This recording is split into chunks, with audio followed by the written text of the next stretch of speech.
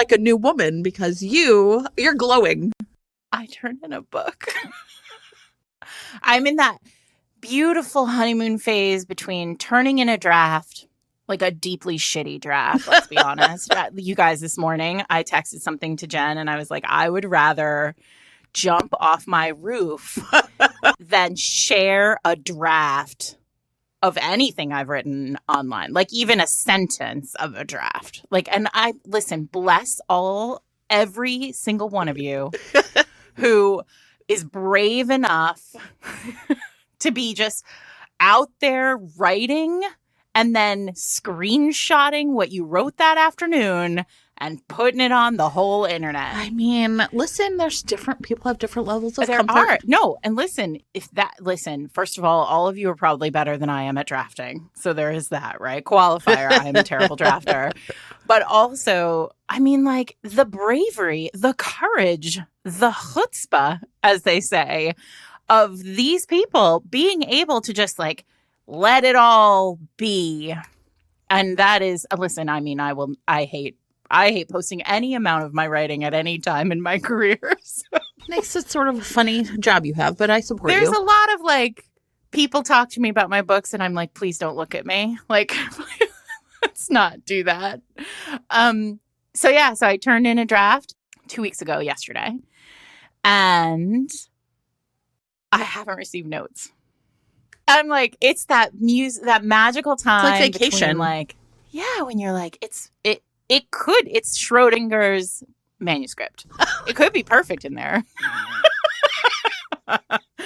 Yeah, except I do know that it's not. But I do feel, much relieved. I realized a lot of you, first of all, thank you to everybody who like left messages on the Instagram feed telling me how they hope that my mom was healing. Like, you guys are the loveliest. She is fine.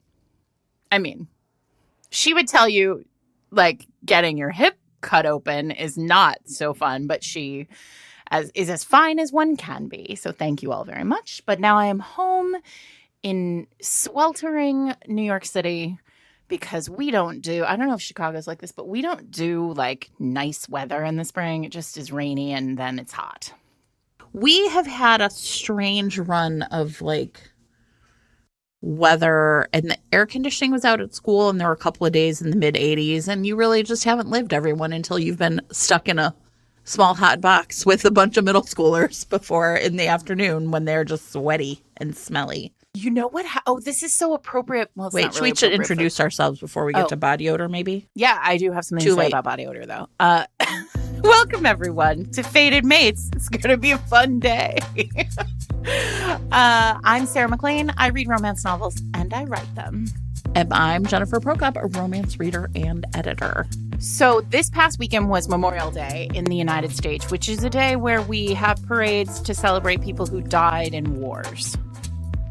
Not people who fought in wars. We have a different day for that. This is just for people who died in them. Sometimes I forget and still text my dad, like, Happy Memorial Day, Vietnam soldier guy. He really appreciates that. I mean, as a veteran.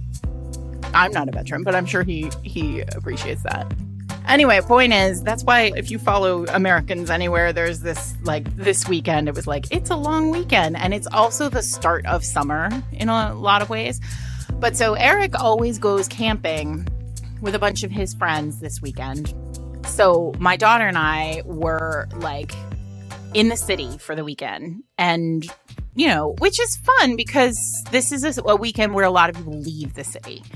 So we went to the Met on Saturday to see the Sleeping Beauties exhibit, which is the Costume Institute's current show that always launches right at the same time as the Met Gala. And basically it's like, the theme, as far as I could tell, was clothing that had, like, natural elements. Okay. So either, like, patterns that were flowers or bugs or leaves or whatever, or, like, the actual clothes were designed to look like a particular kind of thing, etc.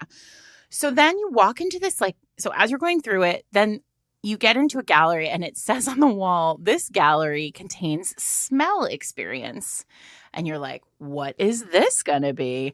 And I think when we did Men in Fur, I talked about the Jorvik Viking Museum and how they pipe in the smell. And I was like, listen, I'm good at, I know about museums and smell experiences. But what the Men has done is they have collected, I don't know, maybe 20, maybe a few more, like hats and gowns. And they did a kind of like chemical analysis of the clothes. Okay. And then produced the scent of the garment, because all these garments are like under glass, right? Sure. You can't touch them. Well, and I would imagine like the dyes and the like fabrics themselves, Everything. right, would be totally different. Yeah. So what's cool about it? So first of all, I was not expecting, like, we were just going to the Met. We were meeting a friend and her daughter, and we were going to the Met. And I was not expecting to have a like moment of clarity about historical romance where like the scents, like, listen, in romance, we all know this. Like, we're all talking about scents all the time, right? Sure. And I really love a historical, I don't give a shit about historical accuracy. Like, in general, like, everybody bathes all the time in my books. Like, I don't want to have to deal with any disgusting smells. But my one exception to that rule is I really love it when in a ballroom scene, people are kind of like overcome by like being in a hot box with middle schoolers. Yes. Just like, whoa. Right. And this is why you guys like smelling salts exist. Like a lot, sometimes the scent would be so awful. You're wearing a corset. Your waist has been tightened to like Kardashian levels of like rib removal. You're wearing, and then you're in this like hot box with a bunch of people many of whom have not bathed. And the smell is so much that you are for sure like in danger of passing out. This is all real. So smelling salts are like designed to like shock your senses awake, right? And jolt you out of being whatevered, passed out. Anyway, point is, so there are two rooms. In the first room, the wall is scratch and sniff, Jen. Oh my God. That's amazing. So you go like it's like a circular, like a little rotunda, and you go around and you look at a Worth gown, a House of Worth gown under glass. And it says on the description, like the description includes the following, like the scent profile of this gown is the following, 4 items. And then it'll tell you like, this is found in human hair. This is found in cosmetics from the early 1900s. This is found, it tells you. And then it's like, this person was very likely in contact with a dog. Like there are like all these things. And then you pass it and you pass your like warm hand on the wall. You like rub the wall and then you smell the wall, and the wall smells like the scent profile of the gown. Oh, fascinating. It's really weird and very cool and very gross. Yeah, I'm sure. I think I'm going to have to maybe. Yeah, you're coming. I'm coming. I'll go with you. It was so fun. And then there's like this giant room that's filled with yellow gowns, like only yellow. And so what they did was twofold. It was the scents of the gowns and then also the color, like literally the science of dyeing something yellow over 300 or 400 years, right? Which is very cool. Like, this is how you get yellow. And I've sort of like, I wish this were big enough that you could do, this is how you get red, this is how you get green, right? But so it was just yellow. So they did the color profiles and then these like big, beautiful, like Bunsen burnery, beakery things. And it would tell you like, hat number 12 has the following. And like, yeah, some of them smelled like green apple and like delicious. And some of them were like, oh, gross. And so my daughter and I were like, we were so into this though. Yeah, that's so cool. So anyway, if you're a person who's like into scents, like my friend Louisa Darling, who is now writing historicals, like she is a perfume person. Like I feel like if you're a perfume person, this is probably a really glorious exhibition because it does this really cool thing. But a scratch and sniff wall is amazing. It was really cool. Okay, I'm going to share something since it's summer. Adriana sent us this text a couple of weeks ago that said, This deodorant is life-changing. Do you remember that text? Oh, yeah. Did you get it? I did get it. And you know And what? is it? It actually kind of is. So everybody, Oh my God, I'm going to get it too. it's called Each and Every is the brand. And there's like a bunch of different scents. So it also feels like real romancy. Like one is cardamom and ginger and one is cedar and vanilla, coconut and lime. I got the one that was lavender and lemon because I really like lavender. There's like rose and vanilla, sandalwood and black pepper. It just feels like real romancy. But the first day I tried it was one of the days I was in the hot box, and I got home at the end of the day and I was like, wait, I don't stink at all. Which, trust me, that was putting that to the test. That is very cool. We'll put a link in show notes, everybody, if you're like willing to try it. I'm going to get it right now. Yeah. Oh, look, you can get a year's supply, and it sends you all the travel sizes. I know. Them. I was like, this is... So you can test them out. I know. That's how I almost ordered that for myself. I don't need to spend $80 on a year's supply of deodorant, but that is tempting. I'll tell you what. Yeah. So anyway, that's really cool. Also, since we're doing scents, we did not intend to do this, but since we are, there's this guy. Have I sent you the guy with the like tattoo of the maze on his body? I don't think so. so. These Instagrams. Oh my God, I'm obsessed. I'm obsessed with this man. He's like, I'm old enough to be his mother, but I think his name is Joshua Godfrey. But we will also put this in show notes because he is like a romance hero. He is a man written by a woman, specifically a woman who really likes a broken man healed by love. Sure. Okay. Who doesn't? And he has this he's English and he has a tattoo on his whole body that's like just a maze, a labyrinth. And he gets dressed every morning and tells you stories about like his life and how like he was addicted to drugs and then he like got clean and now he, like his whole, like he just tells you about his journey. But he also, it feels like you're listening to just like a flat out guru. Like I feel like if he started a cult, I would be in danger. And like every morning he spritzes himself with like some different cologne. This is an influencer who like surely every cologne company has sent him cologne. And then he like spritzes himself with it and he's like, I feel like I'm walking through an Icelandic forest in the middle of June when the, sun doesn't set and the blah, blah, blah. And you're like, he's a poet. He's fascinating. I'm obsessed with him. I follow him with absolute glee. I love it. And I will definitely, that is my gift to all of you in the lead up to the summer months. Yes. You must follow this man who gets dressed every day. And at the end of every reel, he says, and that's my look. And I'm like, I'm obsessed. I love it. Listen, we just all deserve nice things. And you know what those things are is changing. I, for example, in the past few weeks have spent, I swear to God, hundreds of dollars on skincare products.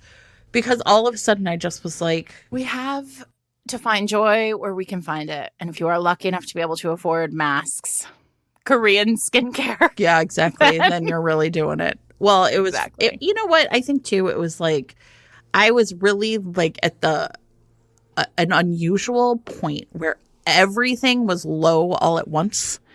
Like my cleanser and my moisturizers, like, right? And then you really can kind of be like, okay, I don't actually need to change it all up. I can change it all up or try some new things. So that's been fine. Also, as a woman of a certain age, apparently I was told that I needed to get on some sort of retinol thing. And Do you see it? Do you have a dermatologist? Yeah, but I see her for like other things. Well, first of all, everybody, here's the part where I tell you my brother died of melanoma and you should all go to the dermatologist at least once a year and have your skin checked and then you won't die of melanoma. Sure. But the truth is that dermatologists can do both. They are not just there to check your skin for bad stuff. They can also help you with the skincare stuff. Self-care. Yeah. Okay, I work at school and there's nurses. And sometimes I'll go in and be like, am I dying? And there's nurses. The nurses at school. I'll be like, am I dying? And they'll be like, no, Jen, you're fine. I'll be like, okay, thanks. Okay, I'm going to see Furiosa later today. Excited about that. Yes, you are. We were reminiscing in the car yesterday. So when Mad Max Fury Road came out, my life-changing film, Mr. Reed's Romance was like, we should go see this. And I was like, I don't really think I want to go see that because I was too young for the first wave of Mad Max movies. Like, I remember seeing them on cable and stuff, but I don't think they were, like, I did not really engage with them. And my husband was like, no, listen, you love an action movie. You're going to really like this. And I was like, okay. And so we went. And then I literally was like, It was fucking life-changing. Yes. Like, we could just sit here and they'd play it again and I would keep watching. So I'm pretty excited about today. Have you read Blood, Sweat, and Chrome? I have it, but I haven't read it yet. It's so fun. Listen, if you also feel that Fury Road was life-changing out there, Blood, Sweat, and Chrome is the true story. Like, the story of how Fury Road got made. And it's bonkers. Yeah, I have the book. The fact that movie actually got made is honestly like a shock and tremendous. I've seen it probably 20 times, I feel like, and I love it. So I'm really excited about that. Eric has been camping, so we haven't gone to see it, but we're going this week. And what I will say is I'm very excited, but Chris Hemsworth is no Tom Hardy. So the one misstep of Fury Road is that Tom Hardy and Charlize Theron did not bang it out in the desert. Yeah, I mean, or even like sneak away for a little kiss somewhere. Like okay, fine. He please, took her blood. You're telling me this man has been living as a blood bag and he's not like, come on. Everybody has needs, including me. So anyway, yeah, I would agree. But you know what? I also get that was not a movie about a romance. That was a movie about... No, I mean, fine. I mean, part of me is like, you and I always want that. But other people are like, wait, you wanted that? And I was like, you didn't? And then I understand. That Tom Hardy, I think part of the reason why I love Tom Hardy so much is because he plays so hard to get. Like, he's real slutty that way. Truly, like all this man, he refuses to make out with anybody. Yeah, well... You know, and I respect that. I mean, fine. Which is why I have to keep writing books. I just write Tom Hardy making out with people in every book. You know, this is actually a really great segue to what we should talk about next, which is... how I want Tom Hardy to make out with me. Okay, no. This week's episode of Fated Mates is brought to you by Amita Murray, author of Unladylike Rules of Attraction. So this one is perfect for Bridgerton fans. It's actually like the ideal book to be an ad this week because this is the second in Amita's Marley Sisters series. And this one follows Anya, the sister who is a singer and sitar player in Queen Charlotte's court. I love it. Yeah, here's the cool thing, though. So she's not just this musician. She's had a really long-standing friendship with an elderly woman, a dowager countess in Queen Charlotte's court, who used to hire her for, like, musicals. And they became friendly, and surprising everyone, when this woman died, this elderly woman died, she left her entire fortune to Anya. I bet there's some sort of catch, though, Sarah. Oh, of course there is, because it's romance law in play here. And so Anya, in order to inherit this fortune, needs to marry before her next birthday, her 25th birthday. The executor of the will is, would you believe it, an insufferable, conceited man named Damien Ashton. That's a romance hero's name if I've ever heard one, Sarah. It's not a lawyer name. This is a hero name.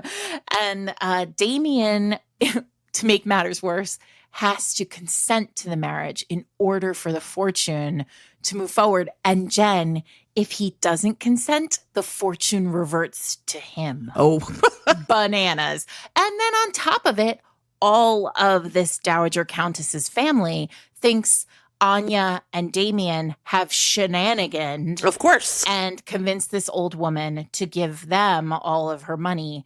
And possibly killed her in the balance. So there is a lot of chaos, and these two are sort of rivals, but also they have to work together, and then it's possible they're both in danger.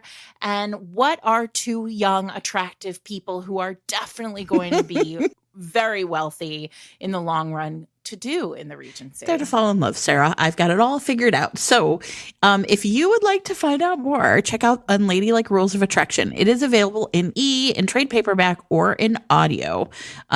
If your podcasting app supports it, you can look down right now, click on the chapter title to be taken to a link to buy the book. Thanks so much to Amita Murray for sponsoring this week's episode. Our topic is Curvy Heroines Part 3, because we've done this a few times, because we are going to talk about Penelope and how great it is to see her season of Bridgerton, and lots of people are loving it and just have really been like excited to see it. But then we're like, there's always great new books to talk about. And so we just wanted to do that. But one of mine is Knockout. And since I feel like every single one of since I know this about you, I was like, do I picture him when I am picturing Tommy? Kind of a little, but Listen, you don't have to picture Tom Hardy. You should picture whoever you want. I don't really picture Tom Hardy every time. I don't really picture Tom Hardy in that role. Yeah. But here's the thing. I do like a grunt, as you all know, as people who've been listening to the podcast from the beginning. There was a time in the first season. Oh, yeah. It was so funny. Where literally every time we talked about Tom Hardy and we said the name Tom Hardy, Eric would overlay a grunt from the show Taboo. Because that's basically all of Tom Hardy's lines in that show were just him grunting. And it was terrific. And really subtle. Like, I think a lot of people would go back and be like, oh, is that what that was? It's just like, I think people just thought that it was like a sound issue. It was not. It was actually Tom Hardy grunting. There is an overlay. There is a supercut of Tom Hardy grunting in Taboo. I'm writing that down, too, to remember to put that in the in show notes, too. But anyway, so the grunting is important. Anyway, but the point is, like, so first of all, listen, everybody's excited about this season of Bridgerton. I will say Julia Quinn told me once that this was the first book of hers that hit the New York Times list. And it doesn't surprise me because, people were like rabidly waiting for this book. Right. I mean, like, she really did the job in the books of like teeing up these two it was the fourth book in the series. And she had teed these two up for 3 books. The thing you can't understand unless you were there is how desperate we were for this book. This, to me, was the first time I really remember being like, I need this book. I cannot wait for this book to come out. Yes, agreed. I guess the issue with this is that, we've... Just like romance readers couldn't wait for this book to come out, Bridgerton watchers, whether or not they read romance, and I think many of them do not read romance, have been waiting for this season. Colin got himself a very good-looking glow-up. Very impressive work, Luke Newton. You have definitely been to CrossFit. Bridgerton, the show, seems to really understand how to... Yeah, like, is it in the contract that, like, they get a full-on, like, trainer every day, chef, cook, everybody? You know what's funny, though, is it's so brilliant in the way that it, like, mirrors the way, like, the characters themselves come on stage for us. Yeah, in romance. Yes. Right? Like, they're just like quiet background players, and then like, boom, here's the sexiest man you've ever met. Right. And let me tell you something. Colin in season 1 of Bridgerton, not that. And Colin in book 1 of Bridgerton, not that. And there's Penelope. Yeah. Looking great. Being sexy. Yeah. Getting railed in a carriage. What's not to like about this? Not railed. 2 in the pink in a carriage. First one, then 2. The classic romance construction we all love. Anyway, the point is that as this was all happening online, I was thinking to myself, like, hang on a second. Like, historical does curvy girls get the rake? Yeah. Curvy girls get the hot dude. Really great. Yes, so they do. I made a big list, and I was planning on putting it on Threads. Even though Threads is Why is it so hard to thread on Threads? It's very hard to thread on Threads, but also, like, yeah, it's a lot. Wowzer. Threads is a lot. lot. Everyone's having a time of it, and it's evident through Threads. Well, I feel like it's a community that's, like, formed really fast, and it's like a real interesting disparate group of people, right? So it's like people who've abandoned Twitter, people who are kind of more used to like the Instagram model where like you can't really have the back and forth as much. Mm-hmm. New people, like people, I mean, and so therefore. But there also seems to be like a filter that's missing. When we were more likely to filter ourselves on Twitter than we are on Threads. I don't know what's happening. It's just, listen, if you're enjoying it over there, great. But I was like, oh, I don't know if I'm interested in entering this discourse over here. And then I was going to put it all in a newsletter. And then I was like, well, that would be sort of preaching to the choir. Like, everybody who reads my newsletter already knows, already right? A historical reader. And like, frankly, most of the people who listen, hopefully, that it can't be true. With the number of listeners we have, a lot of you have never tried a historical for whatever reason. We would love to hear, by the way, why that is. I personally would love to hear why that is. So if you feel like, shooting me a message on Instagram, I would love to hear it. But point is, if you loved Bridgerton season 3 or are loving Bridgerton season 3, I am going to deliver you exclusively historicals today. I don't have a single contemporary. Okay. I'm going to pick up the contemporary ball and carry it then for us. Yeah. And I've written 5 historicals with Curvy Heroines, and I'm not going to say anything. I mean, I'm not going to name any of them. These are all people that I have not. I mean, I'm happy to name them. Yeah. I mean, I've already named Knockout, which is like, well, listen, it was dedicated to me and I feel like it was written for me, and whether or not it was, we're all going to pretend that it was. It was. It's your book. All right. Well, let's get it out of the way. I'm going to name the 5 that I have written. In order: 9 Rules to Break When Romancing a Rake, which is the one that everybody will tell you. Like if you say to somebody, I'm looking for a historical about a curvy heroine, that's the one that will deliver. That was the first. It was also my first historical, or my first adult. A Rogue by Any Other Name, the first in the Casino series. Mm-hmm. The Rogue Not Taken, the first in the Scandal and Scoundrel series. Brazen and the Beast. Hattie. Yeah. Who gets the gruntiest. Oh my God, the best. Grumpiest, literally the most handsome man in all of London. She deserves and boy, him. does she get him. And then Bombshell, she is va va va voom curvy. So that's slightly different than the model we're looking at, but so that you know, she is thick-thighed and beautiful. And then Knockout, Imogen, who's a little dumpling. I love her so much. And Tommy just wants to eat her up. Yes, and he does. And he carries her around like she's like a Polly Pocket.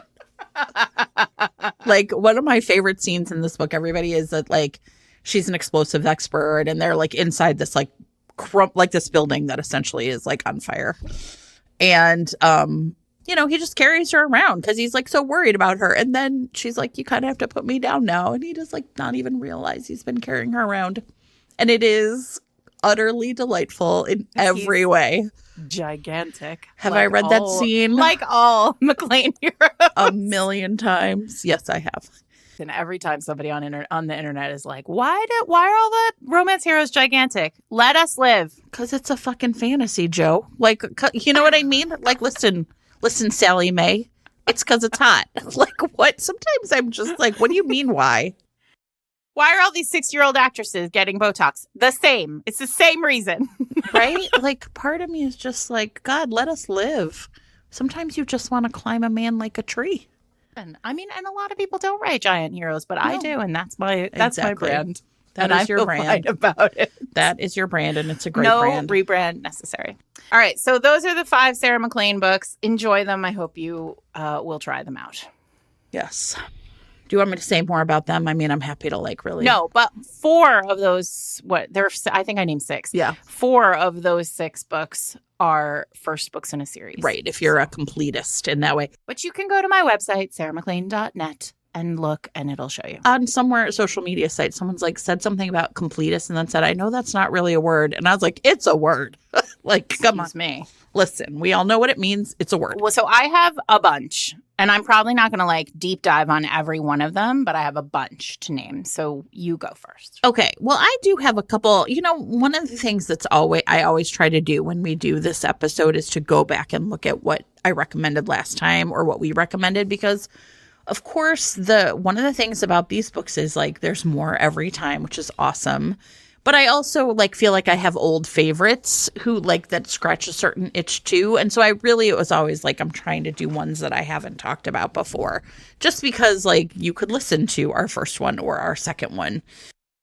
So I have one that is coming out next week. It is called Curvy Girl Summer by Danielle Allen. And I don't know if you remember this. So everybody, I've been in all of us in a bit of a reading slump.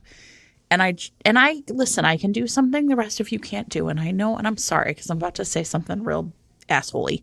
But I can go to Edelweiss or NetGalley, and because of the podcast and because I review for Kirkus, essentially have like full access. Anything I want to download, I can just download, and I don't even often have to wait. Like I sort of am on like a pass-through system. Just I want it. So I went to Edelweiss and I downloaded, I am probably not kidding you, 10 or 12, 15 books that I just was like, I need to get some fresh blood in to the reading. You know what I mean? Like it's so easy to be like, I don't have anything. Well, what's new? So this book has a terrific cover, and it is one of the first books coming out from Bramble, which I also think is really interesting. So everybody, if you don't know, Tor, which is a house that really Sci-fi fantasy. Yeah, that does fantasy, created a romance imprint, a kind of romance imprint, a little lack of clarity there, but this is a genre romance. And Danielle Allen is a really fun, if you've never read her, has written a lot of indie. I don't know if this is her first traditionally published romance, but it's great. And I think one of the reasons I really loved it is it just felt from the very first chapter, really, I was like, ooh, hot. So our main character is Aaliyah, and she, in the first chapter, is approaching her 30th birthday, and she is just like in a bit of a dry spell. So her first chapter is her in bed with an old boyfriend. And she's really just doing it to like scratch this itch. Like she just needed to get some. And what I really liked about it is I feel like sometimes one of the unwritten rules of romance is, especially in male-female romance, that like once the character meets kind of like their love interest, that they don't have sex on page with anybody else. But this is before that happens. So there she is, and he is just like really into her. But she's like, I just really, listen, this was just like a little quick hit, right? It was a booty call. He's kind of into her, and she's like, oh, no. So then what happens, and I thought this was really interesting. And I think, one of the things about what you in particular want to read from a curvy heroine, I think there is like the Olivia Dade model, which is these are characters who love themselves and feel like are not impacted by like the judgments of others, right? Like fat phobia, they're pretty, they don't experience it. It's not something that they internalize. And these are so there's kind of the Olivia Dade model, and then there's this model, and I will say I thought it was like really well done, but also kind of hard to read. So Aaliyah's had a sister who died 5 years ago, and so the second chapter is like sort of a party to honor the anniversary of her death, so that everyone in the family could remember her, because she was young when she died. She was only in her like 30. And at this party, Aaliyah is approached by an uncle who is basically like, girl, we're worried about you. And she's kind of like, what do you mean? And he's basically like, we're worried about your weight. And it's really explicit in this scene that it's kind of like, if you want to get with a man, if you want to find somebody, maybe the reason you're still alone. And so it's a very much like, it's very explicit, like her, kind of this judgment. And it's hard because it's also clear that he doesn't really mean to hurt her feelings. Like he thinks he's helping her. And then, mom and dad get involved and they just want grandbabies, but this is their only daughter. And if she doesn't get with someone, then how are they going to ever have grandbabies? And she's like, why are you all talking about me like this? And right. So this, and like I said, so this scene would not really appear in an Olivia Dade romance. But I don't think that means it shouldn't appear. But I think like in general, readers can decide like kind of like how they want to experience these characters. So anyway, what happens is Aaliyah ends up at this bar where she is set up by a friend in like a later chapter, like the next chapter. And this guy never shows up, and she's like kind of cursing men. And the really hot bartender who has a wedding ring and is married, Ahmed, is like, what's going on? And she's like, explaining to him that she was stood up. There's a really great banter between the two of them. And he sort of suggests, like, well, why don't you get on this particular dating app? I think you'll have good luck with it. And he ends up offering to, like, help her if she has the dates at his bar. He'll, like, keep an eye out for her. And the next couple of chapters is, like, love that tee up. Of course. Do it here and I'll keep an eye on you. And then there is the series of, like, comically bad dates, right? Like the guy that has 4 kids that he has not mentioned, right? The guy who is married, right? Like all the things you would expect. And of course, over the course of the book, who does she fall in love with? But Ahmed, who, you know, spoiler alert, he's not married. He wears a ring to essentially like ward off, the patrons, ladies at the bar. Yeah, exactly. And it is a great book. It is really fun. The banter is really great. But I also think, and here's the thing, like Aaliyah knows she is beautiful, right? Like she is, but that's something she had to learn about herself, not in relationship to her weight, but in relationship to her older sister, who was more like classically beautiful. And I think it's a great book. It's so fun. And it's called Curvy Girl Summer. It comes out June 11th. So you just like get it next week. And it's a great way to start your summer. I loved it. This week's episode of Fated Mates is sponsored by Lucy Score, author of The Dead Guy Next Door, a Riley Thorne novel. So this is the first in a series where Riley Thorne, who is divorced, broke, living with a bunch of elderly roommates, and generally not living her best life, is also dealing with, she's always had like, I don't know, like a little bit of psychic something about her, but these hallucinations are coming in hot, and she is just trying to ignore everything and like kind of get herself back on track. Instead, one of her neighbors turns up murdered, and Nick Santiago, who is an ex-cop kind of turned private investigator, is on the case. And he's convinced that Riley is the murderer.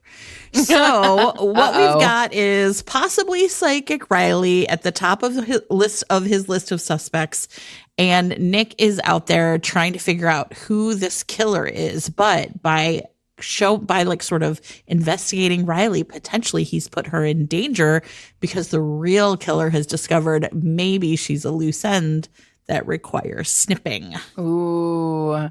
Well, this is the first in the Riley Thorne series. Book 4 in the series releases July 16th, so it is a perfect time for you to start reading.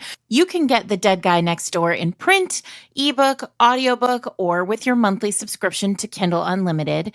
And if your podcasting app supports it, you can click on the chapter title right now to be taken to buy the book. Thanks to Lucy Score for sponsoring this week's episode. All right, I'm going to start with Megan Frampton. Ooh, okay. So Megan's A Wicked Bargain for the Duke, which is a Hazards of Dukes novel for I love that series. Yeah. Like the Gen Xers out there. It's amazing to me that wasn't done before Megan came up with it, the Dukes of Hazzards play.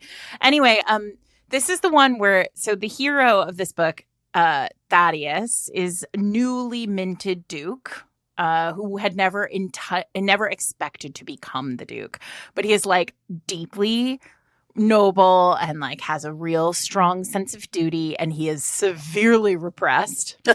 And so he has this like plan, which is every Duke's plan, which is find a wife and get a baby on that wife. Obviously. Secure the line, right? So he finds this like perfect kind of wallflowery, quiet, unassuming woman. And she seems totally fine, ticks all the correct boxes on paper. And then her sister comes just roaring into the scene. And she is like bright and brash and big and like just everything her sister is not. And she and Thaddeus end up kind of like getting caught in a compromising position that is not quite what it looks like because they actually really have severe distaste for each other. But a mother and everyone at the house party or at the like ball see that this has happened. And they are forced to marry. And so they make this deal that like, he's basically like, look, I'm going to make the best of this situation. I need an heir and we are in this. Like, this doesn't end. We are now married and we're going to have to figure it out. And she's like, fine, I will give you an heir, except you are going to have to give me pleasure. I refuse to do this with a man who won't like take the time and energy and focus to basically like give me orgasms. What a queen. So cut to their first night, which is behind, like it is off page because it is so terrible. First of all, she refers to him at the beginning of the book as her brief duke. Because he's so repressed that like pleasuring a woman has never been top of mind for him. And so basically like she sort of suffers through like one or two goes and then is like kind of has to like take him in hand and be like, let me introduce you to all of the ways that you can make a woman have pleasure, feel pleasure. This book is very sexy, obviously. It is probably Megan's sexiest book. It is really, really fun because they have, I mean, listen, like they have a plan. They're going to get that heir sorted. And so like they have no choice but to have sex. They have no choice. They have to do it. They have to, Jen. They have to. They have to do it. And what I really love about it is like, this heroine is so straightforward and frank. She like understands her body, which is a thing that like we don't see all the time in historicals. And it's a very modern way of like, I think this is like a textbook modern historical. It's sort of tackling all the things that we are tackling in contemporary life as well. Like she is comfortable with her body, similar to what you were saying. Like she knows her worth. She knows she is beautiful.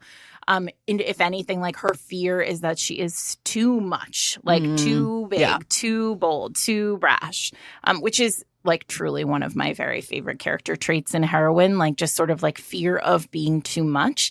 And he, of course, is just a big fucking dummy. And I mean, like gone from the start, but like can't figure out how to get himself together. It's very fun.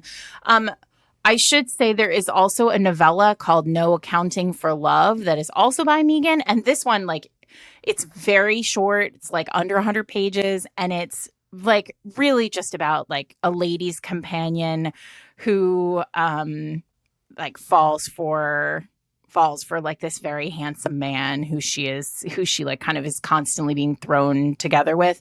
She is also plus sized. It's very quick and very sweet and sexy. And that's called No Accounting for Love. So that's 2 Megan Framptons. Okay, I have others. Okay, so I'm going to talk about Second Night Stand by Corellia and Faye Stetz-Waters, which is I think talked about a book by Corellia Stetz-Waters, but I think this is the first book that they have team written.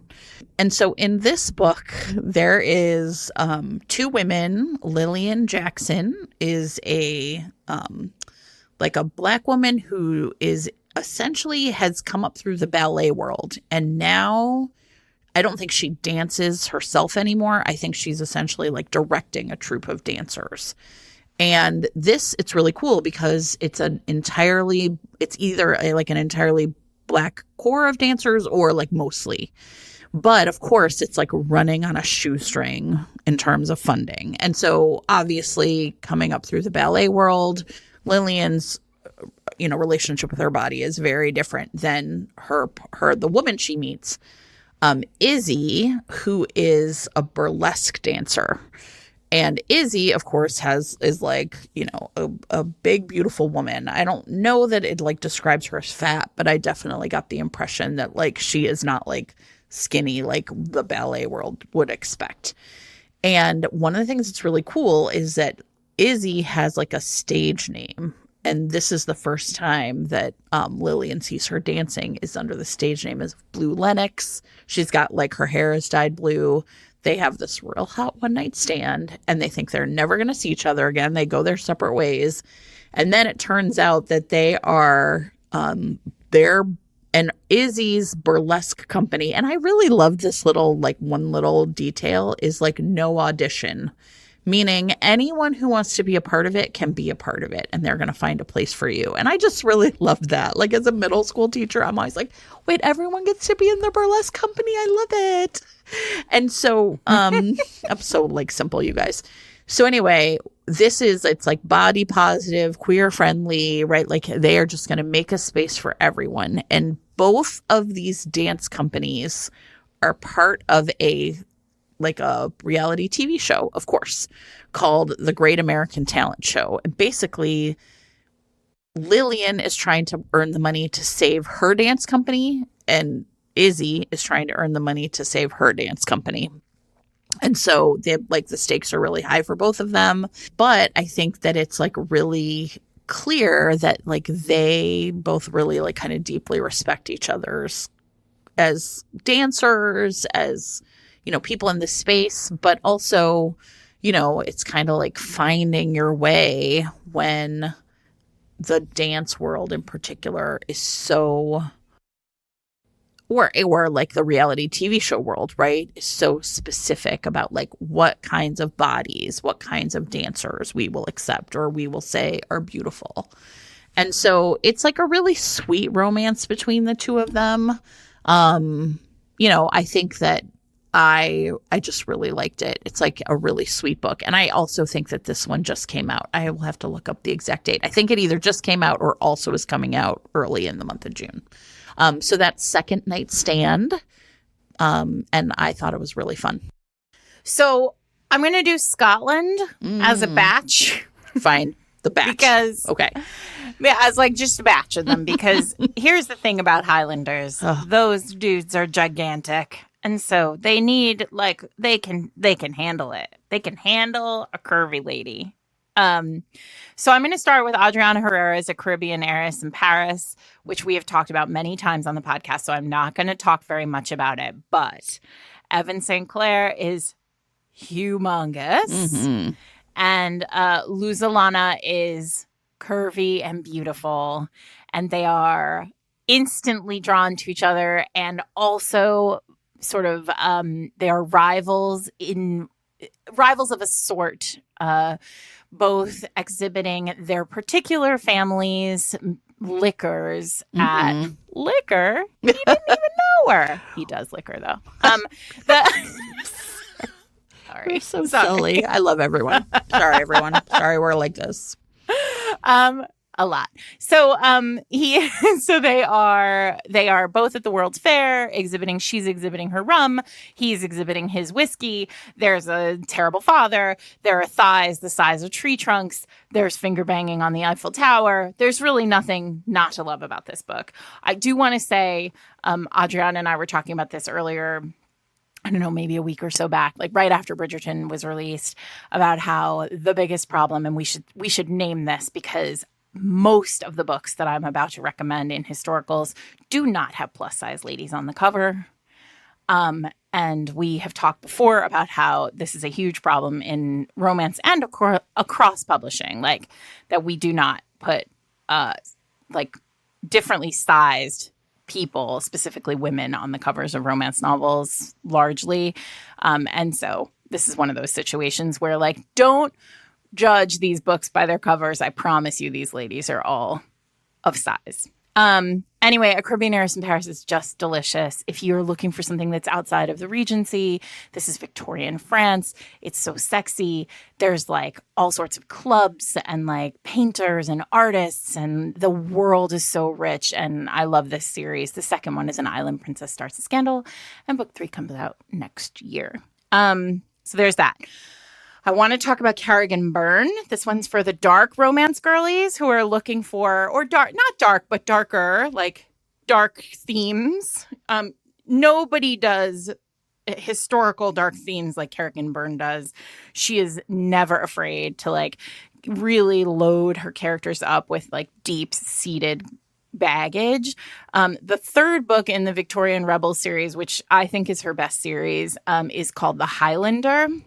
And the hero, Liam, is a Scottish laird who is known, Jen, as the Demon Highlander. Yes, I like it already.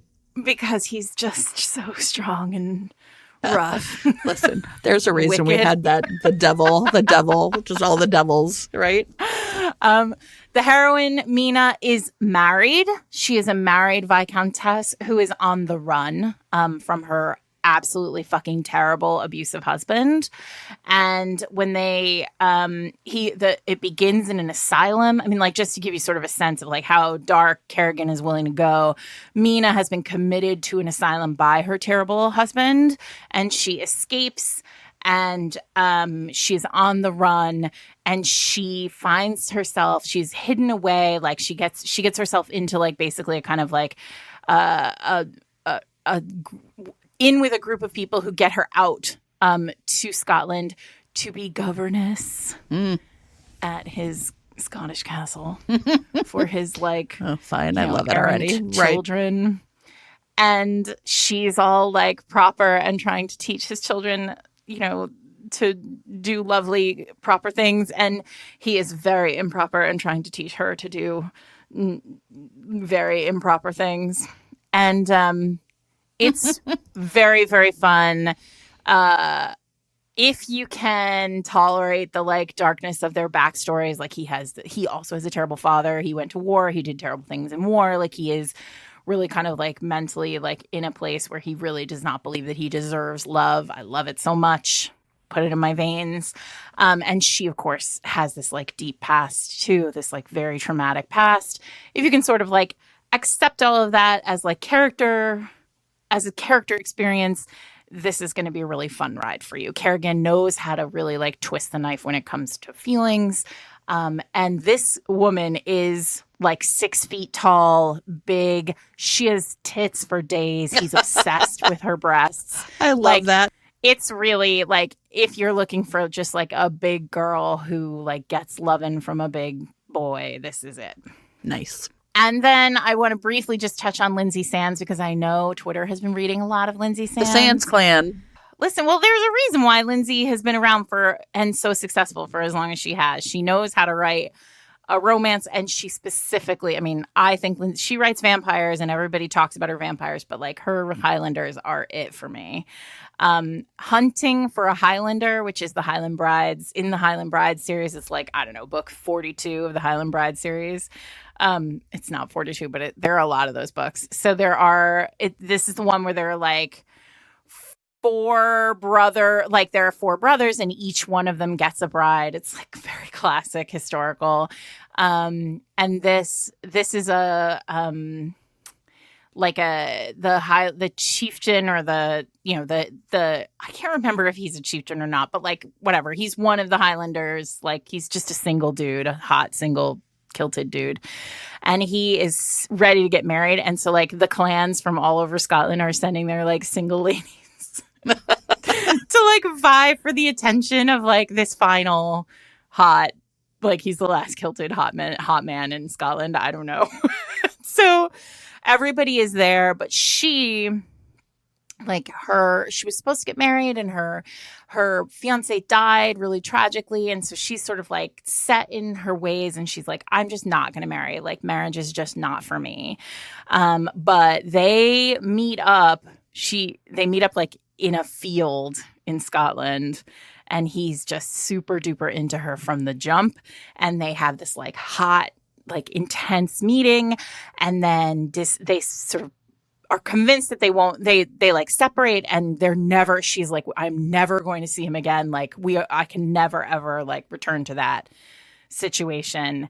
And then boom, she ends up having to go to this like, collection. It's basically like matchmaking extravaganza. And she's like, I'm not going to pretend. I'm going to pretend like I don't exist. I'm going to be as like plain and unassuming as possible. And of course, Jen, what happens? I don't know what is going to happen, Sarah. Notices her Right away. Of course. Right away. There's also like, because it's Lindsay Sands, there's also like a bad guy, but sure. Who cares about that?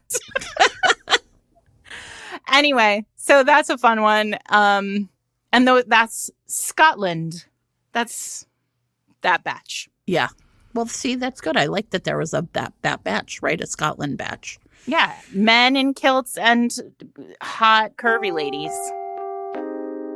This week's episode of Fated Mates is brought to you by Felicia Grossman, author of Wake Me Most Wickedly, the second book in the Once Upon the East End series. So this whole series is fairy tale retellings.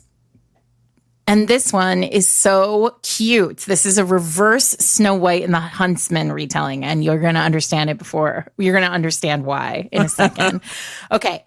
Solomon Weiss has very little interest in like power or money or the trappings of, the world of the Regency that brings power and money and respectability. But he was raised by a half brother who took care of him in every possible way. And now Saul, the brother has sort of required that Saul work for him and really bear down, stay respectable, and do a few favors for him now and then, and not really ask that many questions. So Saul, he's willing to do this, and he lands himself kind of in the wrong end of town one night and is set upon by ruffians. My favorite. Right. And but before anything really serious can happen, he is rescued by Hannah Moses, who is she is the daughter of some criminals. She's a pawn shop owner, and she is absolutely stunning, but knows that she will never have the respectability she needs in order to marry Saul and be with Saul and like really marry anybody with respectability. She's been outcast from the Jewish community. He's very respected in that community. And they are kind of obsessed with each other. But then and even more obsessed once it becomes clear that those ruffians weren't like a one-time thing. People are definitely He's in danger. Saul. And she and a really remarkable group of other citizens are working together to keep Saul safe. And he's in his like little Snow Whitey kind of way, except he's not like that. He's really sexy and great. So these two, they can't keep their eyes or hands off of each other. And the big question is like, is Hannah going to be willing to sacrifice all of the things that she believes about herself for all of the things that Saul believes about her? Oh, that's a perfect way to explain it. So Wake Me Most Wickedly is available in print, ebook, or audio. And if your podcasting app supports it, you can look down and click on the chapter title right now to be taken to a link to buy the book. Thank you to Felicia Grossman for sponsoring this week's episode. Okay, so I loved this one. Adriana told me about it. It's called Only for the Week by Natasha Bishop. And this has a really good setup. So basically what is happening is Janelle Cross is the maid of honor to her sister's wedding. And her sister there's like two problems. One is her sister is being a real bridezilla and it's pissing her off. And two, the man that Amory is wearing. Okay, so Janelle's sister is Amory, and Amory is marrying Arnold. And Arnold is Janelle's old boyfriend. Now, here's the thing that is also pissing her off. Everyone is assuming that because Janelle, it's like her ex-boyfriend is the groom. Everyone is kind of like feeling sorry for her. Like, oh, you know what I mean? Like, you must be really resentful that your sister is marrying your man. Kind of like in Lead by Kylie Scott, right? Like really literally like her boyfriend stole her, like was stolen by her sister. But in this case, Janelle is like, no, we broke up. I did not love him. Like, we kind of just like fell into a relationship and stayed together, but it wasn't all that. And then 6 months later, he pops up dating my sister. And you know what? I can see that they are actually perfect for each other. So she's kind of resentful of the like, oh, poor Janelle situation that's happening. But really, it's like, no, I didn't want him. So anyway, it's a destination wedding in Tulum, and it's like real fancy. But like every single part along the way, her sister is pissing her off. And I like, listen, we should do an episode about sisters. Like sisters pissing you off. How have we never done this? Listen, can we just do an episode about my sister and how she pisses me off? Sure. I don't have a sister, so no business here. But anyway, like, so for example, they get to the no skin in that game. No skin in that game. They get to the airport, and everyone else in the wedding party is flying first class, but Janella and like one of their friends. And, you know, her sister's like, yeah, but like you said, you didn't want to pay for it. And Janelle was like, no, I didn't. What the fuck? Like, right? Like, it's just like this whole thing where, you know, or they get there and her sister's like, did you bring the pink ribbon for my bouquet in honor of, you know, Aunt Jeanette or whoever? And she was like, you didn't talk to me about a pink ribbon. So she's just kind of like really trying to keep her cool. Okay, here is the situation. One of the groomsmen, his name is Rome Martin. And she like really doesn't know him that well. He just never seemed to be around when they were dating, even though she knows all the other groomsmen, right? Well, it turns out that's because Rome, the minute he saw her, had the hots for her and realized like, listen, I cannot get with my buddy's girl. Like that is, you know, the bro code or whatever. So he just like would leave if she was coming over and just like move to California to take like a temporary job. But then once Rome is like, wait, you got with her sister? There is no more bro code. I could totally go after her. And it is nice. Hot. And he is 6'5" and he is into her. And he like, there's this whole thing where like the first night, like they're out at a thing and she's got like chains kind of around her, like her belly. And he is like, so then like they are making out and she goes to take him off and he's like, leave those on. Rome, you fucking dirty dog. Anyway, this book is great. And of course, what they decide, the reason the title is like, you know, just we're going to keep it secret. But just while we're here, he's like, let me take care of you. It doesn't have to be a one night thing. It's super hot. It's great.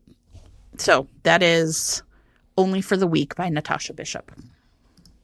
All right. I want to do two like older ones. So, you know, they were published a while ago is what I will say leading in.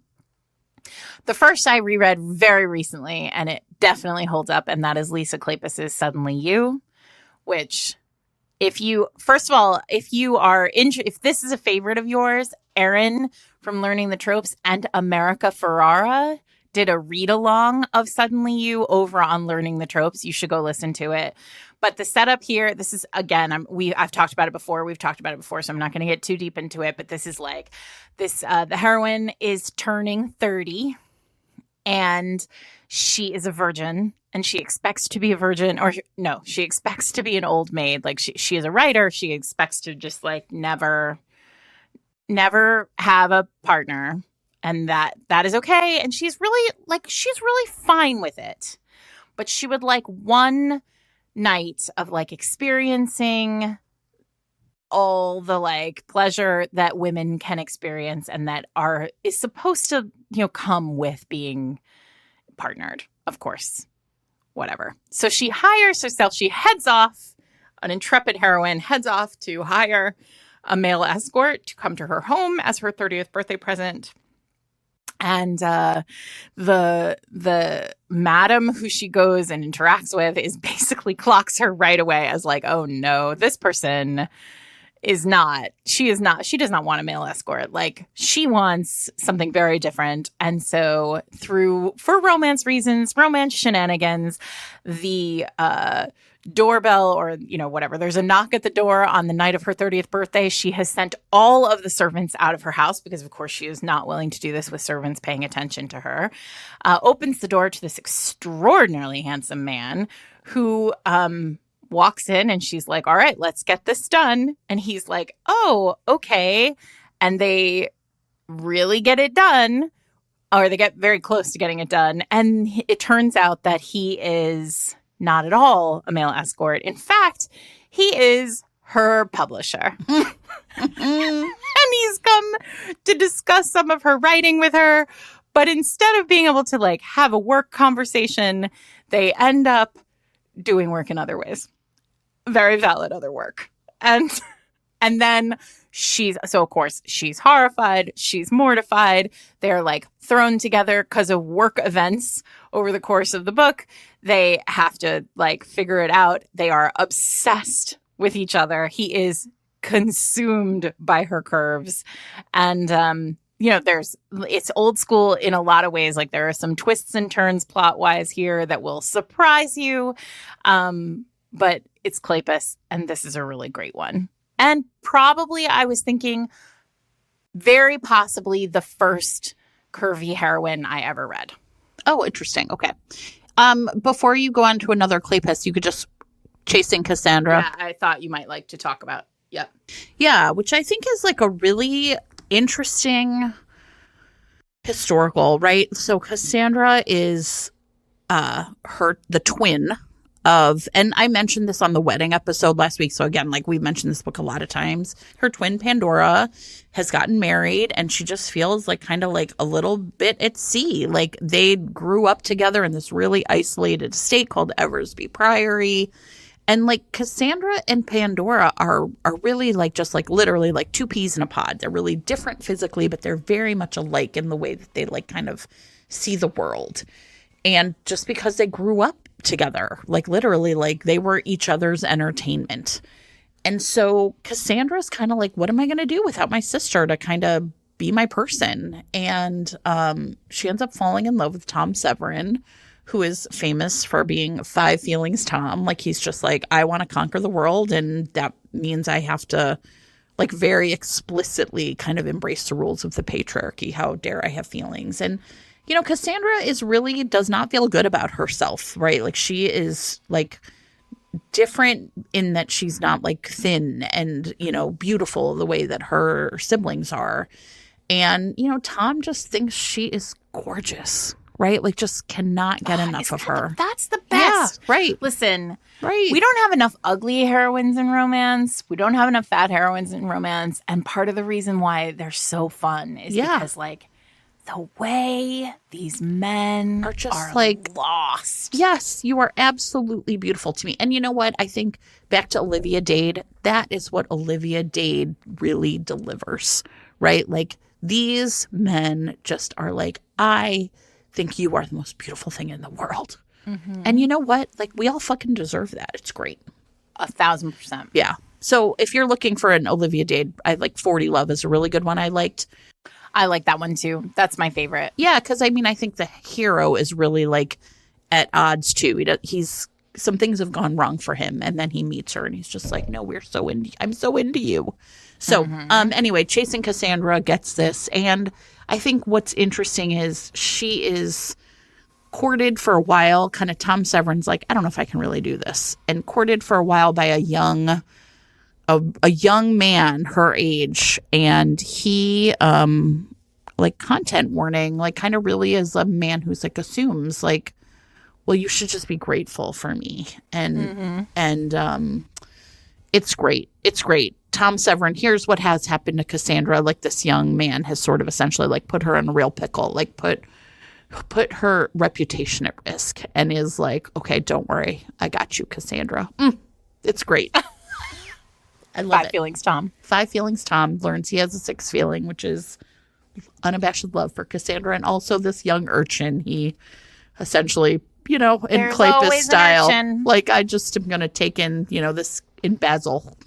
Mm-hmm. I love this book. It's a book, I will admit, the first time I read it, I was oh, I don't know that this was for me, but it has really grown on me with kind of time. Yeah, so. The other old school romance that I would recommend, or I would say is old school, tread cautiously, but I really loved it when I read it the first time, is Eloisa James's Pleasure for Pleasure. This is the fourth in her series, sister series. Now, of course, I'm drawing a blank on the name of the series. But it's the fourth, and Josie, the main character, is the youngest of the four sisters. And in the first three, she is like young and pudgy, and like people call her, like, she's a terrible man at a ball calls her the Scottish sausage. Oh, terrible. Oh. And it sticks. And she just is very unhappy with like herself and her body. Content warning, she does lose weight between the third and fourth books. She is not skinny in the fourth book, but like there is a weight loss like thing that happens here. It's like of a time. Yeah. But she is kind of has had this unrequited crush on the Earl of Maine, who has been a secondary character through the other three books because he is best friends with these girls' guardian.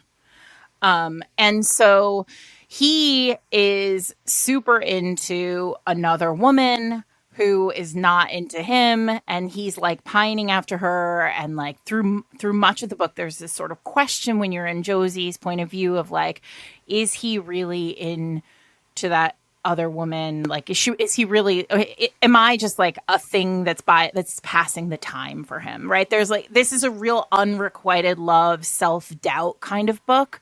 This is not what Olivia Day does. This is if you want to really like have all those like angsty feelings of that.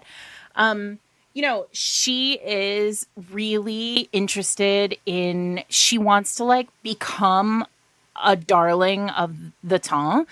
And this is a lesson book. Like she goes to him and he sort of says like, I'll teach you how to be a star so that you can find somebody. And it's, you know, so there's like, you know, the glow up is in here. There's a makeover that he's kind of involved with. And like what he basically does is he helps her become comfortable in her own skin and see her own beauty.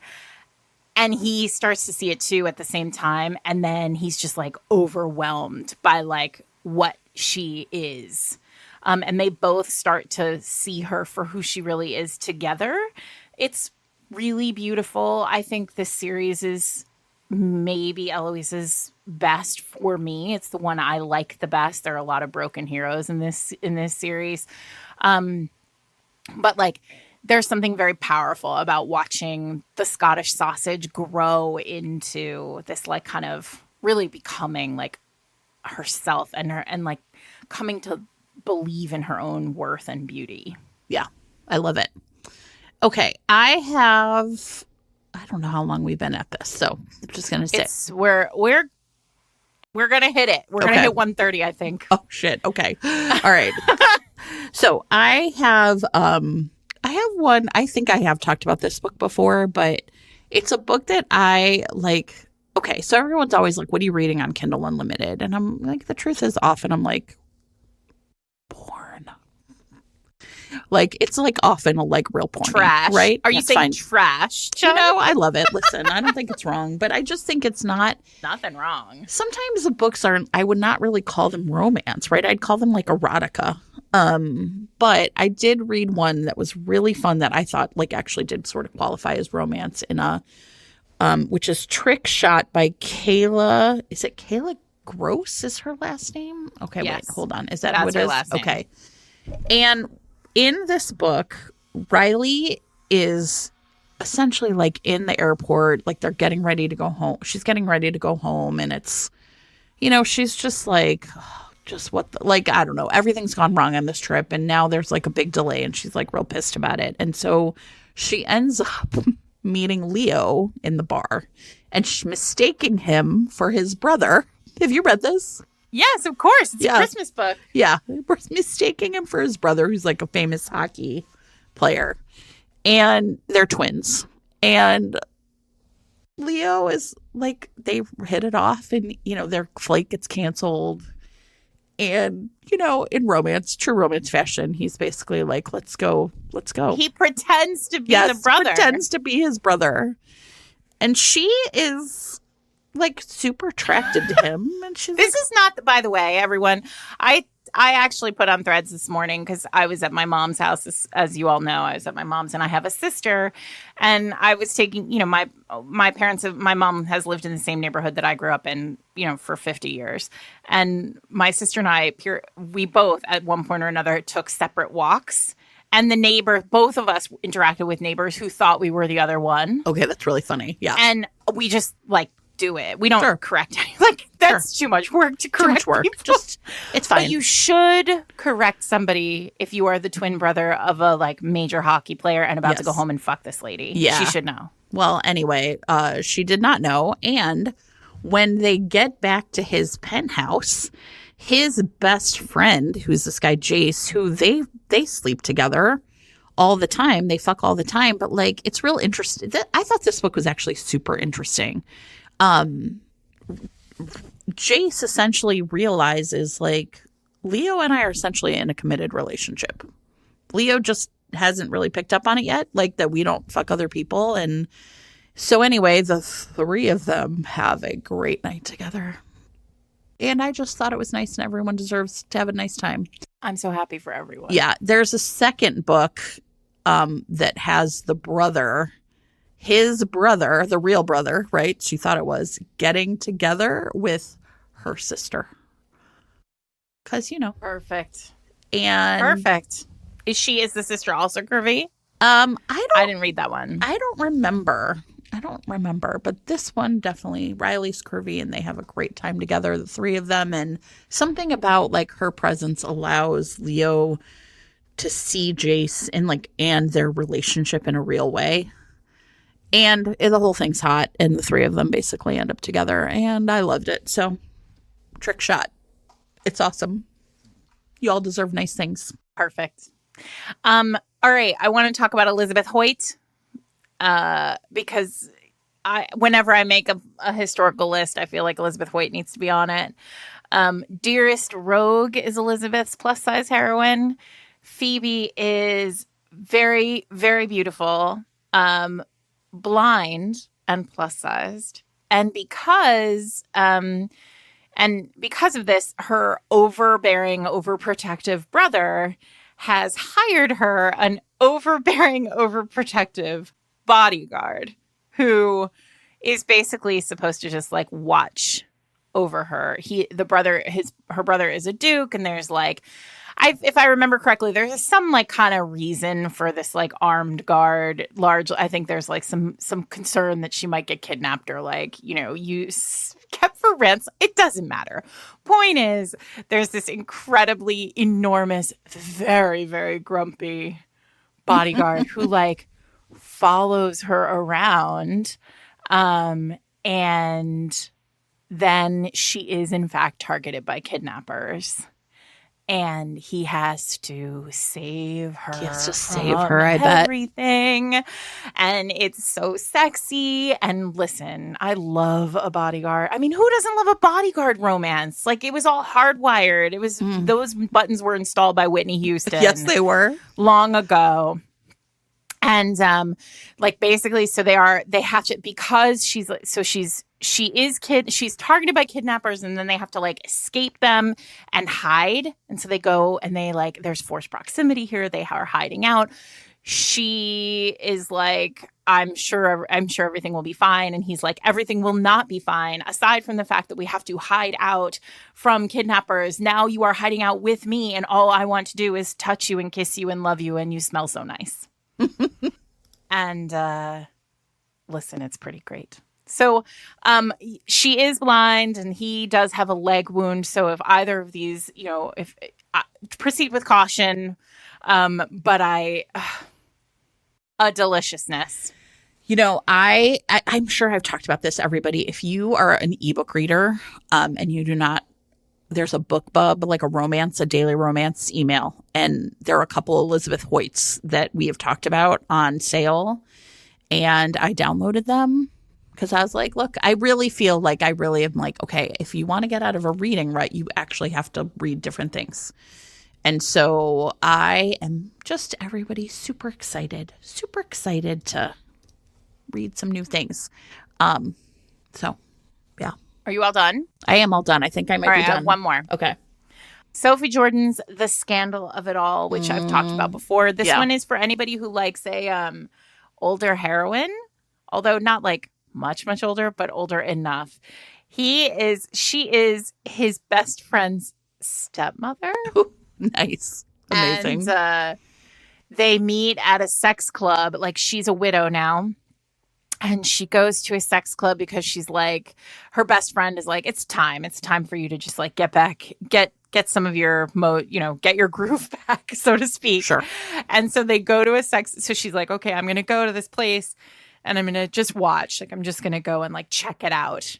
And she gets there and she is masked. My favorite. She is masked and he is masked. And she does not. I mean, how could you possibly recognize anyone under those circumstances? It's Clark Kent, right? It's Clark Kent, Superman.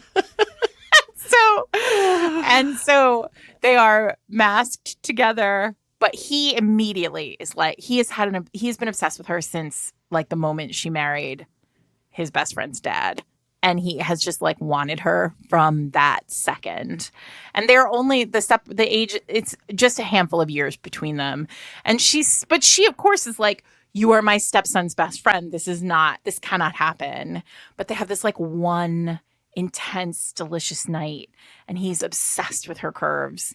And he is obsessed with her. And he's just like, I must have this woman. Like now, and he's, I think an earl, like he has a title now. And he's just like, well, now I have a title. And so like I can provide for you and also like provide for you. And she's like, no, this is unacceptable because of, nobility and, propriety and all of those things. And listen, it's Sophie Jordan, so it's bonkers hot. And also, I mean, I would say if you are reading a Sophie Jordan book, you're probably reading a heroine who has like curves. Yeah, true. Not one of every heroine's belly in a Sophie Jordan book. Yeah, right. Is there. Lush. Listen, lushness is all I want in a romance heroine these days. So true. I feel like Kylie Scott has some good ones. I feel like there's some, you know what I mean? Like, I mean, I do think that a lot of us write, I think a lot of us write lush heroines anyway, because we, when you grow up lush, that's the preferred description for me. Yes, I like it. Lush. When you grow up lush, you write them lush. You know what? It's perfect. So that is the list. Tell us. Listen, no two people on earth are looking for curvy heroines more than the two of us, I think. Especially ones who get super railed in Carriages. One of the reasons we wanted to like revisit this, right? It's been a couple of years. I think our last one was 2021 or 2022, is because what's great is that there are more books than ever. And it's great to see the covers actually, show, right, starting to look like this. I mean, the cover for the Danielle Allen book for Curvy Girl Summer is awesome, right? It's just like really great. So, you know what? I just think I love those Olivia Dade step back, like when they do the special editions that come from Love Sweet Arrow. And they're like clinches and oh my God, terrific. The one that was Shipwrecked, I think that's a great one. So I think that, I think the thing that I think is, just really hard without like going into it is when you are putting fat characters on page, when you are putting curvy, lush heroines on page or heroes, I think that one of the things that happens is like people's kind of, I don't know, like what you're willing to accept in terms of like the world around them and how it impacts them. It's just different in different books. And, what works for me or you might be different. What worked for our readers might be different. So, one of the things I would really recommend is if you are really sensitive to fat shaming or fat phobia, to just check content warnings. And I think Goodreads will be a good, kind of bellwether. People will be like, this worked for me, this didn't. And you can just get like a couple more voices in your head before you tackle these books. And also, do not let the patriarchy tell you that curvy girls don't deserve to get railed in a carriage. What else is there to say about that? I think it's going to be the title of our episode, I'm sure. Curvy girls deserve to get railed in a carriage. Yeah, that should be the title. There you go. Done. I'm Sarah McLean. I'm here with my friend Jen Prokop. We are Fated Mates. We will be back next Wednesday, with our next episode. You can listen to us every Wednesday wherever you listen to your podcasts. You can find us online at fatedmates.net, where show notes are extensive and full of cool stuff that we talk about, especially during banter. And you can find us on Twitter at Fated Mates, at Instagram at Fated Mates Pod. We're on Threads. We're on Blue Sky. We're on Tumblr. Eric's doing something over there all the time. We don't know. We're not in charge of that. Tell us your favorite curvy heroines in romance. We are always up for it. If you're out there writing them, we are here to read them.